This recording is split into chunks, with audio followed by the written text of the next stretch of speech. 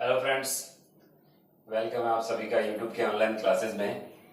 तो dear friends, last class में अपन study कर रहे थे कार्बन रेजिस्टेंस और कलर कोडिंग। किस टाइप से कोई कार्बन रेजिस्टेंस का कलर कोड अगर आपको गिवन है तो आप कैसे आइडेंटिफाई करोगे कि उस कार्बन रेजिस्टेंस का रेजिस्टेंस कितना है। ठीक है, आज अपन डिस्कस करेंगे रेजिस्टिविटी किस प्रकार इफेक्ट होती है टेम्परेचर से। ठीक है, तो अपन को पता है अगर हम देखें कंडक्टर, इंसुलेटर और सेमीकंडक्टर, तीन टाइप के अपन मटेरियल अगर लें तो तीनों की रेजिस्टिविटी टेम्परेचर के साथ किस प्रकार चेंज होती है वो अपन स्टडी करेंगे। तो सबसे पहले अपन कंडक्टर की बात करते हैं। तो रेजिस्टेंस और रेजिस्टिविटी इसको अपन लास्ट लेक्चर में अपन स्टडी कर चुके हैं। अपन को ये पता है rho equals to R A upon L और R is equals to rho L by A. ये रिलेशन अपन को पता है, this is resistivity, this is resistance, A is cross sectional area of conductor, L is the length of conductor. We know that rho is independent from A and L। ये depend नहीं करती conductor के length और cross sectional area पे। ठीक है, क्योंकि हमने इसकी डेफिनेशन ही क्या बनाई है, it is a resistance of conductor for per unit length and per unit cross sectional area. तो ये अपन डेफिनेशन पहले बना चुके हैं। और R equals to formula rho L by A। तो R is directly proportional length and inversely proportional cross sectional area. तो ये थोड़ा सा आपको ध्यान में रखना है। अब अपन ये तो डिपेंडेंस थी कि यहाँ पे रेजिस्टेंस किस पे डिपेंड कर रहा है, ऐसी रो है किस पे डिपेंड कर रहा है। तो रो अपन ने कहा था ये मटेरियल की प्रॉपर्टी होती है, जैसे जैसे मटेरियल चेंज होगा उसका रो भी क्या होगा, चेंज होगा। आज अपन स्टडी कर रहे हैं कि कौन सा फैक्टर एक और है जो रेजिस्टिविटी को इफेक्ट करता है। तो दूसरा फैक्टर जो है वो अपन कहेंगे टेम्परेचर। टेम्परेचर इंक्रीज करने पे या डिक्रीज करने पे किस टाइप से रेजिस्टिविटी ऑफ कंडक्टर चेंज होती है उसको अपन आज स्टडी करते हैं। ठीक है, तो अगर हम एक लिमिटेड रेंज की बात करें, टेम्परेचर का एक लिमिटेड रेंज है। ठीक है, उस रेंज सर्टेन अपन लो टेम्परेचर की बात करें तब तक अपन कह रहे हैं कि ये कंडक्टर की या मेटेलिक कंडक्टर की जो रेजिस्टिविटी का उसका फॉर्मूला जो है वो अपन देते हैं। सपोज अपन ये माने, इसको देखो किस टाइप से अपन इसको बनाते हैं इस फॉर्मूले को। Suppose we have a conductor, ये सपोज एक कंडक्टर है हमारे पास। ठीक है, अब अपन ये कहते हैं कि सपोज T टेम्परेचर पे इसका जो रेजिस्टिविटी है वो कितनी है, रो टी। रो यहां सिंबल हो गया रेजिस्टिविटी के लिए और टी पर्टिकुलर टेम्परेचर है। ठीक है, ये रोटी वो नहीं है जो आप रोज खाते हो। टी टेम्परेचर पे रेजिस्टिविटी रोटी है और टी नॉट टेम्परेचर पे, इनिशियल टेम्परेचर अपन मान लेते हैं, चलो टी नॉट है, टी नॉट टेम्परेचर पे कितना है, रो नॉट। ओके, इनिशियली अपन मान लेते हैं कि इस कंडक्टर का, ये कंडक्टर है, इस कंडक्टर का जो टेम्परेचर था वो कितना था, टी नॉट। ठीक है, टी नॉट टेम्परेचर पे इसकी रेजिस्टिविटी कितनी थी, रो नॉट। और जैसे ही आपने कुछ टेम्परेचर इंक्रीज किया हमने, तो टेम्परेचर इंक्रीज करने पे जो रेजिस्टिविटी है वो कितनी होगी, रो टी हो चुकी है। तो अब अपन ये जो एक एक्सपेरिमेंटल रिजल्ट है वो क्या कहता है कि जो चेंज इन टेम्परेचर या जो कहें change in resistivity, change in resistivity कितना होगा, तो ये होगा रो T minus rho not, final minus initial. ये जो चेंज है ये डायरेक्टली प्रोपोर्शनल होता है जितना टेम्परेचर डिफरेंस है, यानी टी माइनस टी नॉट के ये डायरेक्टली प्रोपोर्शनल होगा। टेम्परेचर डिफरेंस जितना ज्यादा होगा रेजिस्टिविटी में चेंज ही उतना भी क्या होगा, ज्यादा होगा। ठीक है ना, तो ये आप थोड़ा सा इसमें, ये एक एक्सपेरिमेंटल रिजल्ट है कि जितना ज्यादा टेम्परेचर डिफरेंस होगा। ठीक है, तो अगर हम देखें कि मान लो 100 डिग्री सेल्सियस का टेम्परेचर डिफरेंस है और एक है 500 डिग्री सेल्सियस का टेम्परेचर डिफरेंस, तो अपन कहेंगे 5 डिग्री का जो टेम्परेचर डिफरेंस है उसके लिए अपन बोलेंगे कि रो टी माइनस रो नॉट की वैल्यू ज्यादा रहेगी, क्योंकि डायरेक्टली प्रोपोर्शनल होता है किसके, टेम्परेचर डिफरेंस के। फिर एक और फैक्टर पे डिपेंड कर रहा है, ये जो चेंज इन रेजिस्टिविटी है वो क्या, इनिशियल रेजिस्टिविटी इसकी कितनी थी, जिसको अपन कहते हैं रो नॉट। ये इनिशियल वाली है। ठीक है, ये इनिशियल है और ये वाली टेम्परेचर इंक्रीज करने के बाद है। ठीक है, तो इन दो बातों पे डिपेंड कर रही है, जितना ज्यादा टेम्परेचर डिफरेंस होगा उतना ही रेजिस्टिविटी भी क्या होगी इसकी, इंक्रीज होगी। रो नॉट जितना पहले ज्यादा होगा उतना ही ये इसमें जो चेंज आएगा वो भी इंक्रीज होगा। अब साइन ऑफ प्रोपोर्शनलिटी, ये साइन ऑफ प्रोपोर्शनलिटी अगर हम यहां से रिमूव करते हैं तो एक कांस्टेंट आता है, उसे अपन कहते हैं alpha, rho naught T minus T naught. ठीक है, अब यहां से इस रो नॉट को राइट साइड में ट्रांसफर कर देते हैं तो टी टेम्परेचर पर रेजिस्टिविटी का फॉर्मूला हमारा बनेगा। ये रो नॉट राइट साइड में ट्रांसफर हो गया तो रो नॉट प्लस का हो गया इस साइड आगे, और ये आ गया alpha rho naught T minus T naught. तो ये एक फॉर्मूला होगा पर्टिकुलर टी टेम्परेचर पे किसी भी कंडक्टर की रेजिस्टिविटी का, ये अपन जनरली फॉर्मूला दे देंगे। ठीक है, ये फॉर्मूला अपन को ध्यान में रखना है। ठीक है, अब अपन इस फॉर्मूले को सीधा ही नोट कर लेते हैं। तो ये हमने कैसे बनाया ये मैंने आपको बता दिया। तो for a limited range of temperature resistivity of metallic conductor, ठीक है, लिमिटेड रेंज की अपन बात कर रहे हैं लो टेम्परेचर के लिए। तो यहां से आप लिख सकते हो rho T is equals to, देखो यहां दोनों में रो नॉट क्या आ गया, कॉमन आ गया। अगर रो नॉट कॉमन आ गया तो ये क्या बनेगा, 1 plus alpha T minus T naught. ये लो, ये फॉर्मूला हमारा आ गया पर्टिकुलर टी टेम्परेचर पे कितनी रेजिस्टिविटी टेम्परेचर के साथ इफेक्ट होगी। अब आप देख रहे हो जो टेम्परेचर, ये जो रेजिस्टिविटी में डिफरेंस है ये डायरेक्टली प्रोपोर्शनल, इसका मतलब एक लीनियर रिलेशन शो कर रहा है ये। ठीक है, चेंज इन रेजिस्टिविटी है वो क्या किसको शो कर रही है, एक लीनियर रिलेशन, क्योंकि डायरेक्टली प्रोपोर्शनल है तो एक स्ट्रेट लाइन अपन कहते हैं बनेगी फॉर लो टेम्परेचर के लिए। लेकिन लो टेम्परेचर में अपन कहेंगे कि ये कुछ कर्व भी है वो शो करेगी। ठीक है, एक सर्टेन रेंज होगा कि जैसे मान लो अपन कहें 200 केल्विन या 0 डिग्री सेल्सियस से ऊपर अगर मान लो टेम्परेचर है तो अपन कहेंगे कि ये स्ट्रेट लाइन है और पहले तो कुछ कर्व पाथ बनाएगी। ठीक है, आगे आप ग्राफ देखोगे मेटल के लिए और जो सेमीकंडक्टर है उसके लिए किस प्रकार से टेम्परेचर और रेजिस्टिविटी के ग्राफ बनता है। तो फिलहाल आप इस फॉर्मूले को ध्यान में रखोगे। ठीक है, अब अपन यहां लिखते हैं जो भी यहां पर सिंबल है उनका मीन क्या, here rho T is equals to resistivity of conductor at temperature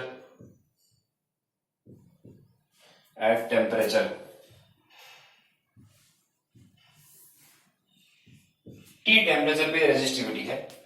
ठीक है,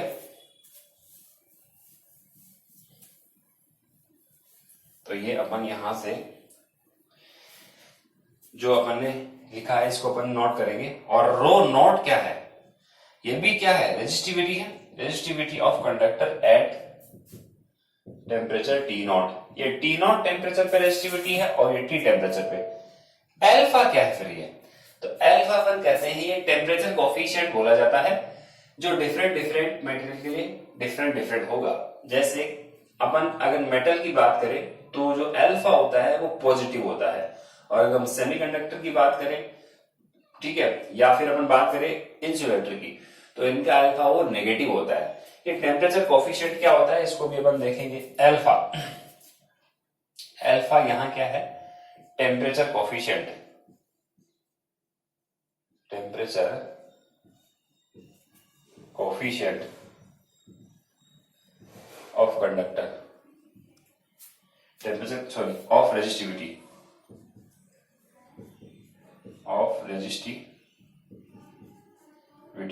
ठीक है, ये टेम्परेचर कोफिशिएंट ऑफ रेजिस्टिविटी। तो ये अल्फा जो है ये है। अगर आपसे पूछे अल्फा क्या है, अल्फा का यूनिट क्या है, तो अपन इसको डिफाइन कर सकते हैं। अगर आप इस इक्वेशन को देखोगे तो यहां हमने लिखा था rho T minus rho naught equals to rho naught alpha T minus T naught. ठीक है, इसको हमने इधर ट्रांसफर किया था। तो अपन अगर यहां से अल्फा की वैल्यू देखें तो यहां से अल्फा क्या आएगा, टेम्परेचर कोफिशिएंट,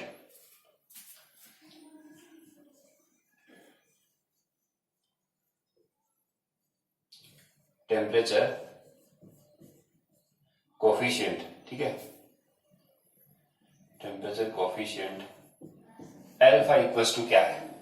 ठीक है, यहां से बोलो, यहां से अल्फा की वैल्यू, ये दोनों को आप लेफ्ट में, ये इधर आएगा रो T minus rho naught upon rho not, और ये आ जाएगा क्या, T माइनस टी नॉट, ठीक है बस। तो ये टेम्परेचर कोफिशिएंट बोला जाता है।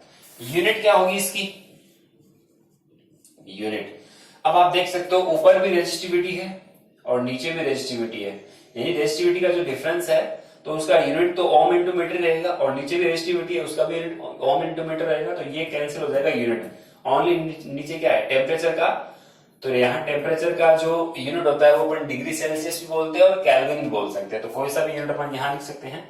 तो ये इनवर्स हो जाएगा, तो यहाँ आप लिखोगे डिग्री सेल्सियस इनवर्स, ठीक है, ये डिग्री सेल्सियस इनवर्स है, तो ये डिग्री का सिंबल है और ये -1, ठीक है, ये इसका सिंबल हो गया। या फिर केल्विन इनवर्स भी अपन यूज कर सकते हैं, केल्विन, केल्विन में डिग्री नहीं लगती, ठीक है।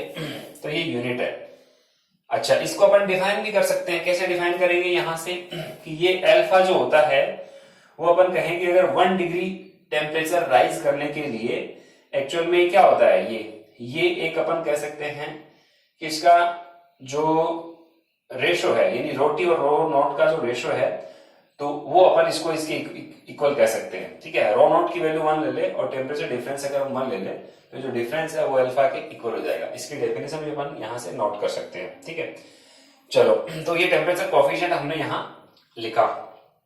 अब इसके बाद में अगर आपको स्टडी करना है effect of temperature on resistance, resistance पे किस प्रकार ये डिपेंड करेगा, तो जहां जहां हमने रो लिखा है वहां वहां हम क्या लिख दें, कैपिटल आर, तो इसको हम सीधा लिख सकते हैं similarly effect of temperature, effect of temperature on resistance, because अपन ये कहते हैं रेजिस्टेंस वो क्या है, रेजिस्टिविटी का ही तो फंक्शन है, ठीक है। तो यहां से अपन बोलेंगे रेजिस्टेंस क्या आएगा, यानी जहां जहां आपने रो लिखा है तो रो की जगह अपन क्या लिख दे, कैपिटल आर और T equals to capital R naught, और ये आ जाएगा 1 plus alpha T minus T naught. ये फॉर्मूला भी अपन कई न्यूमेरिकल्स में यूज करेंगे, ठीक है। जैसे ये जनरल फॉर्मूला है जो आपकी बुक में कई सारे न्यूमेरिकल दे रखे हैं इसी फॉर्मूले के ऊपर बेस्ड, ठीक है। तो ये आपको अगर बताएं कि अगर हम कहें कि टी नॉट टेम्परेचर पे किसी कंडक्टर का रेजिस्टेंस आर नॉट है, अगर हमने टेम्परेचर इंक्रीज किया और टी कर दिया तो उसका रेजिस्टेंस कितना हो जाएगा, आर टी हो जाएगा। तो जो ये R T minus R naught है, यानी ये जो आपका रेजिस्टेंस का डिफरेंस है वो डायरेक्टली प्रोपोर्शनल होगा टेम्परेचर डिफरेंस के और इनिशियल रेजिस्टेंस के, तो फिर ये वापस से वही अल्फा कांस्टेंट आएगा और सेम आपको यही फॉर्मूला आपको मिलेगा। अब इस फॉर्मूले के ऊपर बेस एक न्यूमेरिकल है उसको अपन लेंगे, ठीक है। वैसे तो आपकी बुक में 4 दे रखे हैं, आरबीएससी की बुक में 4 न्यूमेरिकल्स इस फॉर्मूले के ऊपर दे रखे हैं, 4 या 5, और सीबीएसई में एनसीईआरटी में भी इसके ऊपर न्यूमेरिकल्स दे रखे हैं। तो मैं यहाँ एक न्यूमेरिकल नोट करता हूं।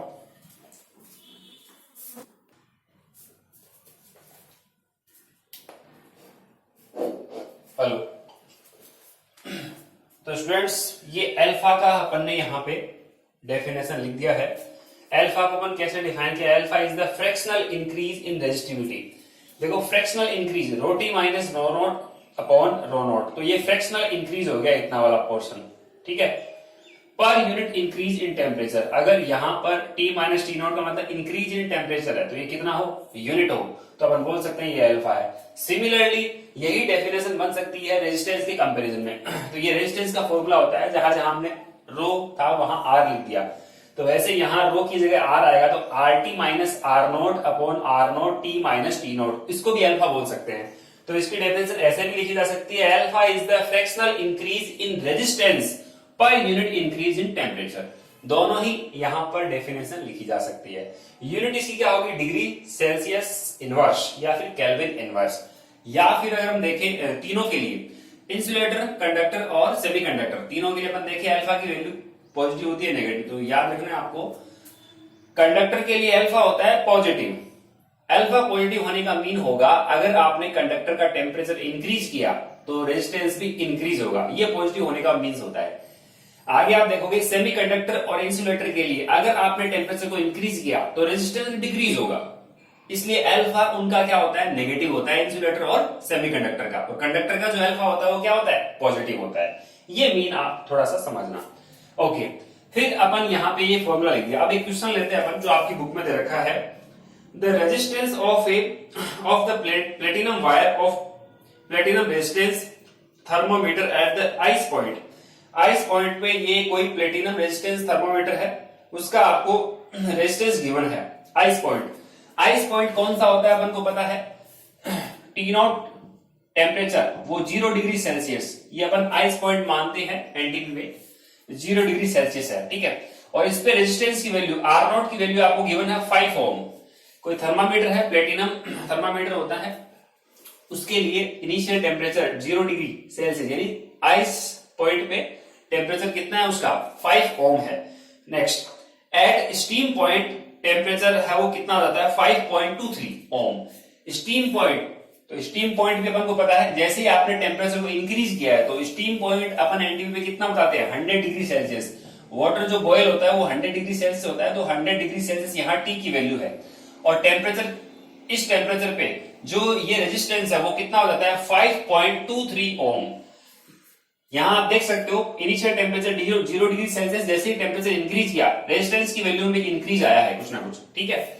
ओके, तो यहां इसको आरटी पढ़ सकते हो, टी टेम्परेचर पे ये रेजिस्टेंस की वैल्यू है और ये टी नॉट टेम्परेचर पे रेजिस्टेंस की वैल्यू। ओके, आगे बोला गया when the thermometer is inserted in A hot bath, जब इसको हॉट बाथ में इंसर्ट कराया गया था तब इसके रेजिस्टेंस में इंक्रीज हो गया, ठीक है। यानी यहाँ पे अपन कह सकते हैं जो थर्मामीटर था उसको किसी हॉट बाथ में इंसर्ट कराया तो इसका रेजिस्टेंस है वो इंक्रीज हो गया है, ठीक है।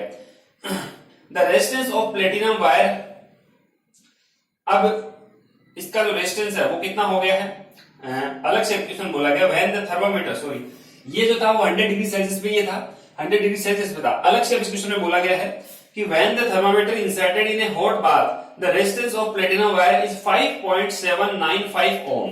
अच्छा, जब ये इंसर्ट कराया गया किसमें, कोई हॉट बात था उसके अंदर इस थर्मामीटर को इंसर्ट कराया गया, उस कंडीशन में मान लो वहां उस टाइम टेम्परेचर कितना था, सपोज टी डेज था, उस टाइम रेजिस्टेंस कितना हो गया, तो उस टाइम रेजिस्टेंस की गिवन है आपको 5.795 ओम, 795 ओम, ठीक है। अब आपको बोला गया calculate the temperature of bath. अब वो टेम्परेचर आपको फाइंड करना है जो उस हॉट बाथ में डालने पर इतना रेजिस्टेंस कर देता है। क्वेश्चन को फिर से सुनना, ये सपोज कोई प्लेटिनम का थर्मोमीटर है, इसका जो आइस पॉइंट है उस पर टेम्परेचर कितना है 5 ओम। जैसे इसको 100 डिग्री सेल्सियस तक हमने टेम्परेचर राइज किया, इसका रेजिस्टेंस 5.23 ओम हो गया, ठीक है। तो इन दोनों के लिए आप इस इक्वेशन को काम में लोगे और यहां से एक इक्वेशन बनाओगे।